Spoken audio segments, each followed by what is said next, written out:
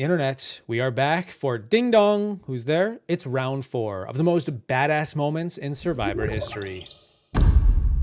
If you missed part 1, 2, and 3, where I went over my top 30 moments, check them out. This has been a year-long series for me, and yeah, here are my next 10 moments that just leave me awestruck and demand my respect. For the past 3 parts in this series, I have begun the video with an idol play. Should we make it a 4-peat?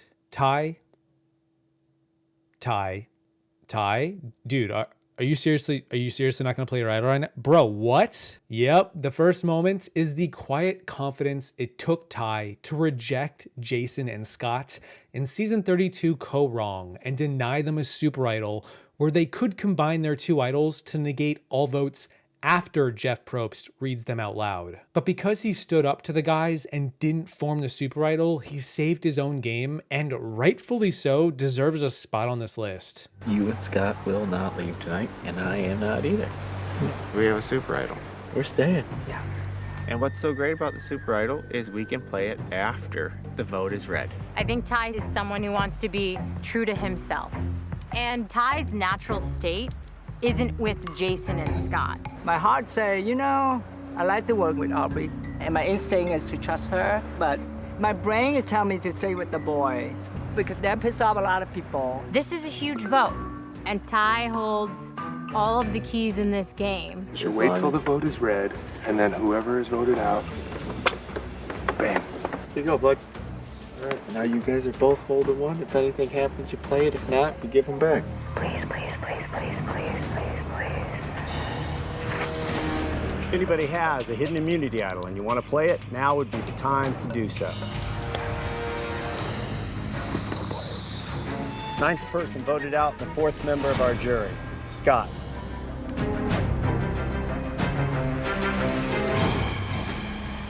What's going on? Wow. Scott, the tribe has spoken. But okay, let's get another great idol play in the mix. From season 16 Micronesia, Amanda finds a clue to the idol on Exile Island, comes back to camp and empties her bags to the tribe, revealing she never found the idol. And she was telling the truth. The producers hid the idol under the tribe flag. Amanda and Parvati then worked together to distract the tribe while Amanda dug, and we in the audience never actually find out if she found it. Cut to tribal, Amanda gives an Oscar-worthy performance when she pouts and talks to Jeff about how she's going home. Everyone is sullen, the mood is somber, but Eric was immune and Amanda was a big threat. There was nothing she could do to change her fate. Well, until she stood up and changed her fate. The reveal of this idol play is one of my favorites, and I love how much she sells her defeat before rising like a phoenix to say, gotcha. First of all, I want you guys to know that I don't have it, so I'm gonna empty my bag. It's at camp. It's buried under the flag. How did you do that already? I didn't get it yet. I need your help. Oh, so I'm gonna see if I can get the hidden immunity idol, and if not, I'm gone. I couldn't find it. It's frustrating when you're looking for something to save your life in this game, and I just didn't do it, unfortunately. If anybody has the hidden immunity idol and you want to play it, now would be the time to do so. About that, Jeff. I just want to say, when I told y'all I didn't have it then. So I didn't lie. But I got it! 12th person voted out a survivor and the 5th member of our jury. Alexis, that's 2, and that is enough. Need to bring me your torch. You guys are perfecting the art of the blind side. That is the good news, and that is the bad news. Speaking of Ozzy, and the next few entries for that matter, I want to point out a bunch of great single badass lines that get said throughout Survivor history. Moments that are blink and you miss it, usually just a sentence or two, but damn do they go hard when put into context. For example, on season 13, Cook Islands, there's a twist that happens where the players can mutiny from one tribe to the other. Ozzy's tribe isn't looking too good, and then this twist occurs, and guess what? A few players on his tribe ditch Ozzy to join the more stacked tribe. They abandon ship, turn coat, and leave a bitter taste in the other players' mouths. And Ozzy has a great line right after the revelation that basically foreshadows what's about to go down later in this season. Flippers never win, and mutineers, well... I'm offering each of you the opportunity to mutiny and join the other tribe. Man. Oh my God. 2, Candace is mutinying.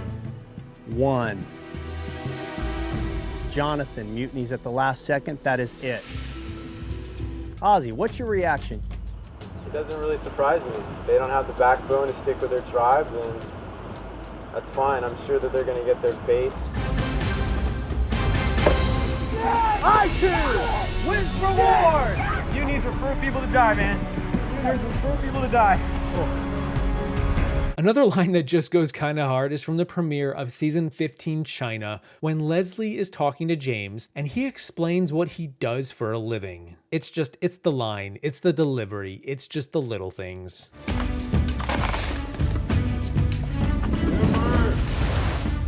Just need a few more for the bad.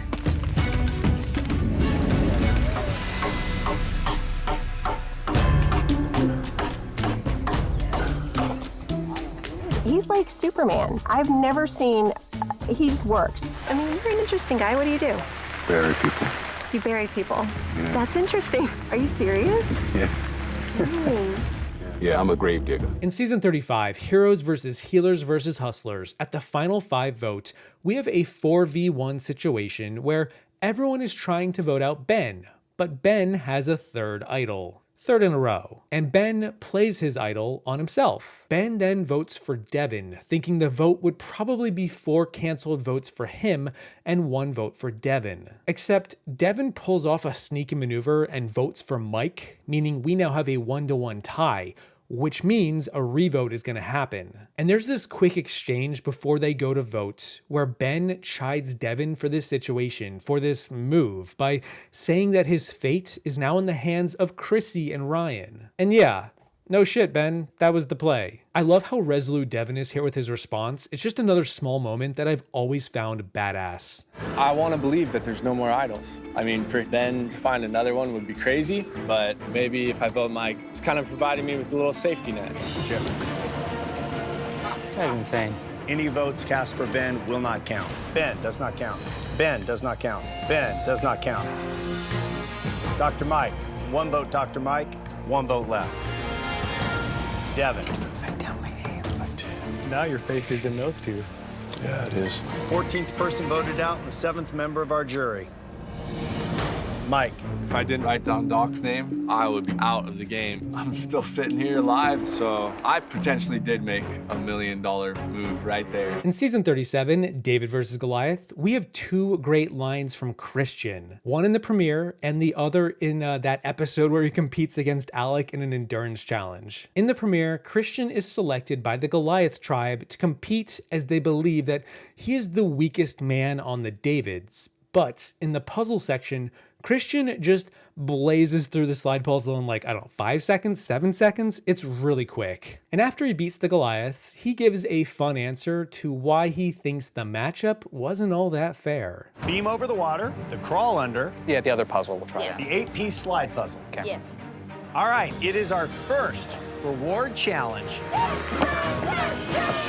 We're good, right? Whoa, out of nowhere! David's have the slide puzzle in less than 5 seconds. David stops Goliath for round 1. That was a blowout. It wasn't really like a fair fight because, like, in undergrad, like, I wrote slider puzzle solving algorithms, so it's not really so, you know, I figured we could go that way. You know, it's funny. One could say that I slayed Goliath with an algorithmic slingshot. Another line by him that stood out to me is the endurance challenge against Alec later in the season. You know, the one where he talks endlessly about macarons and Reuben sandwiches. You know what those are, Jeff? And by the end, Alec is losing it. Alec pleads to Christian to just drop out of the challenge and let him win immunity. Alex says he needs the necklace. Christian doesn't. And Christian responds with such a great answer. It's the most sympathetic badass moment. Alec wiggling around a little bit. Does Alec know he has to win this? And Alec doesn't like to be uncomfortable. I think she can. You should hear him during the rainstorms. Kara is solid. She looks solid.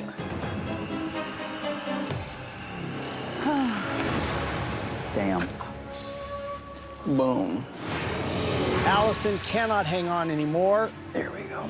How long do you think this is gonna go, Alec? Till I win? This is where you are really finding what's inside you. I'm gonna win. I'm going to win this challenge.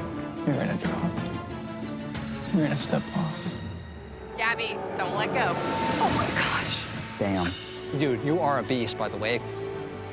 You're amazing. You're not gonna win. Been up there for 5 hours. Christian, you're safe. I'm not. I know. I know how you must feel in this moment. And I hear you. I might never get this opportunity again. Alec just drops out. Christian can't believe it. Christian has just won individual immunity. I won immunity, and it had nothing to do with algorithms. It was just, I wanted it more than Alec. Season 30, Worlds Apart. Oh boy, we see a huge dispute occur halfway into the season where Will relentlessly verbally attacks Shireen. It gets pretty ugly. Prior to this, though, the auction was held and there was a chance for everyone to get letters from their loved ones. And Shireen devises a hack where everyone could get a letter for a really cheap price. They don't have to outbid each other. Everybody would win. And it works. Everyone's happy. The only problem was that Will had received a disadvantage right before this and was forced to leave the auction for winning a bad item. He just had a bit of bad luck. He was unlucky. He didn't get the chance to receive his letter. After the auction, the verbal attack happens, not really related to all that, but it still happens. And then we get to the immunity challenge and a discussion comes up about if Jeff should let Will get his letter. Jeff cuts a deal. If everyone on the tribe agrees to let Will have his letter, he'll get it. But everybody on the tribe has to say they're okay with this. If even one person isn't, no bueno. Does anyone object? Yeah, one person does. The person Will just verbally attacked. Shireen raises her hand, and that's that. For being this steadfast, this unwavering, what do you got to say to it other than karma's a boomerang, buddy? If I took myself out of today's immunity challenge, I'm willing to do that for those letters. If everybody here feels good with Will sitting out, and I'll have your loved one letter waiting for you back at camp. Anybody here object?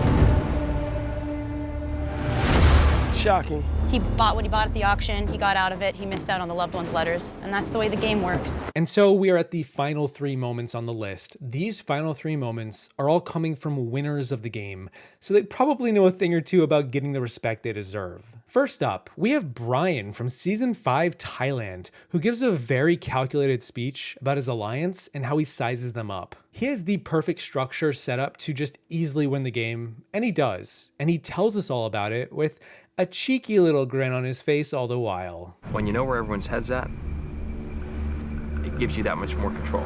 1, I've got my trump card, Jan. The 14th person voted out of the tribe. Number 2, I've got my loyal and trustworthy soldier, Helen. The 13th member voted out of the tribe, Helen. My good friend, Uncle Clay. I know what he wants, he knows what I want. I know he doesn't want Helen, I know Helen doesn't want him. When I need to use that against each other, I will. You're gonna have friendships, you gotta cut off those friendships. You gotta keep stringing people along and bam, throw them a nice slider. Mr. Freeze is in the house, even though it's about 110 out here. Got my skates on. There's my 3 ends. 1 disposable, the loyal soldier, oops, and the good friend. On the flip side, we have got Sandra from Season 20, who, in the finale, is greatly underestimated by the one Russell Hantz, her nemesis. Russell thinks he can crush Sandra in front of the jury and win the $1 million. What has she done to deserve the win? She is a total goat being led to the slaughter. easy pickings. And Sandra is just being a yes woman to Russell as he straight up tells her he thinks he can beat her. She nods and agrees and gives us one of the most iconic confessionals of all time. You're sitting in a real good spot.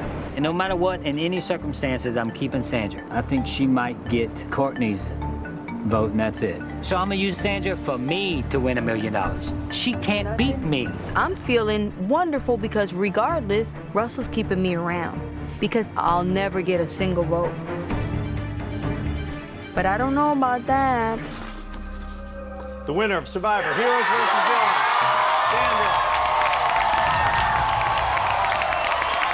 Lastly, in the event that this is the last badass moments I ever talk about, and maybe it won't be, I don't know, we'll see, I wanted to take it home and go back to the very beginning with Richard Hatch on Season 1, Borneo. At the Final 3 and the Immunity Challenge, the first Final 3 challenge ever, and you probably know where I'm going here. Richard analyzes the dynamic of the Final 3, and midway into the challenge, instead of trying to win it to guarantee a spot in that Final 2, he throws the challenge. He gives a little speech, and he steps down willingly. Because Rich realized his best move was to not win this. Kelly, Rudy, and even Jeff were perplexed by this moment, but Rich was cool, calm, and collected, and he knew exactly what he was doing. He was winning Survivor. Well, hopefully. He needed Kelly to win the challenge first. And she did. And then he won Survivor. It's just badass how the first winner ever pulled off a move that seemed backwards on the surface, went against the grain, but was actually really dynamic and complicated and was exactly what he needed to do to win. I don't know what to tell you. That's Survivor at its finest. Si, senor. I wish you both luck. Rich! This game is about a lot of different things, and one of those things is mental strategy.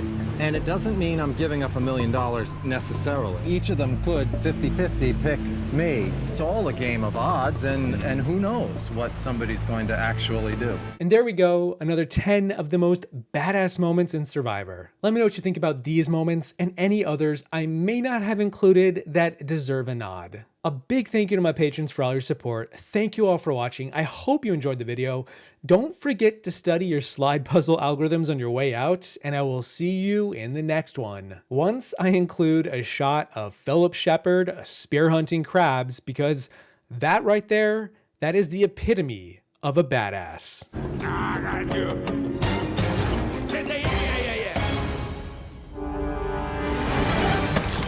Philip is bugging everyone, including myself. He's completely off his rocker, walking around in his pink panties. Nobody trusts them. It's like seriously hurting my eyes. Philip, did you have a collision with a hawk? No, I didn't have a collision. I had a meditation, and through the end of that meditation, I had asked for a sign. My great-great-grandfather, Jessam Herring, a full-blooded Cherokee, came to me in a meditation. I might get a feather tomorrow. You never know. It takes courage and determination and know when to hold your tongue. He might go out on the beach and just a whole bird fall down. He can get a whole gob of feathers. My vote tonight will be for Francesca. Francesca. You and Francesca. Francesca. I was going to vote for Francesca because that meant Francesca. my mouth is dry and I've been getting treatment for it. So.